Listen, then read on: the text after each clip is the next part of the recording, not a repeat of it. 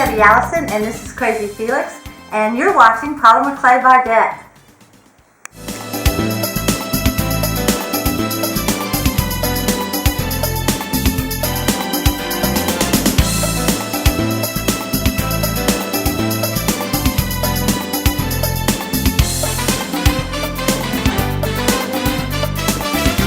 Hi everybody, welcome back, and today I am going to share with you what type of tools I use. I've had a lot of people want me to do a video just showing the different tools that I use, so that's what we're going to do today.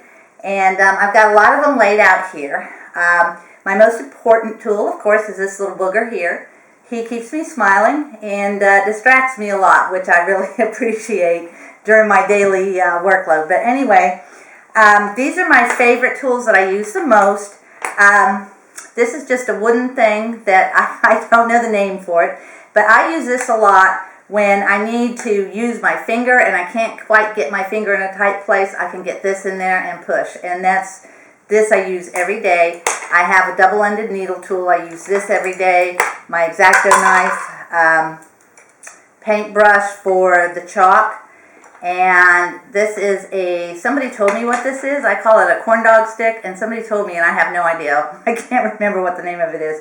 But I'll use this for my ears and different things like that. I have several different styluses. I've got all kinds. I don't know if you can see this over here. These are all my other tools that I use.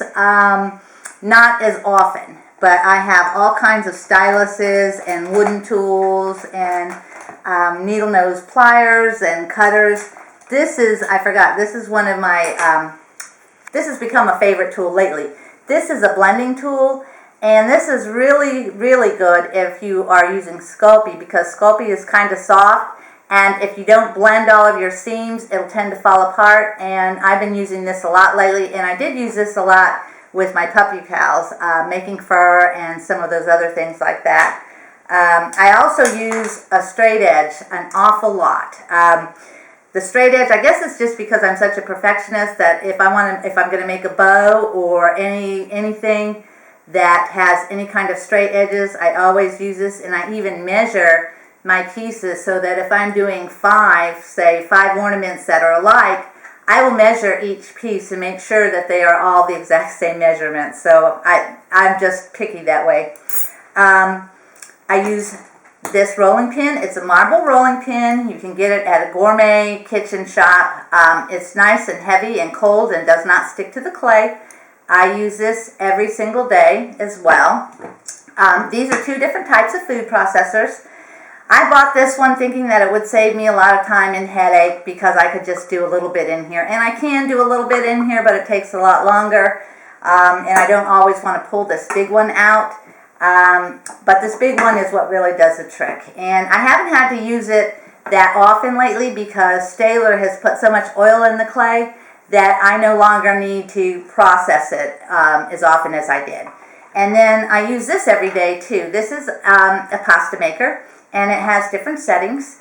And I use this to roll out all my different pieces of clay, especially when I'm doing something like clothes on an ornament or any kind of thin thing, or bows or windows or anything that requires something to be flat and consistent. I also use this to condition my clay. Then I also use mineral oil. Mineral oil I will add to the clay if it doesn't have enough oil. I have garlic presses. There you go, that's what he wants. All kinds of different garlic presses. I have every size garlic press that I've been able to find, and they are an absolute necessity. I also have some extruder tools, but it's been very difficult to get the... Come here, Felix. Get out of the way. Get out of the way. It's been difficult to use an extruder tool because I just don't have enough strength in my hands, so I found that the garlic presses work better for me. Now, if you're doing canes, you definitely need an extruder tool.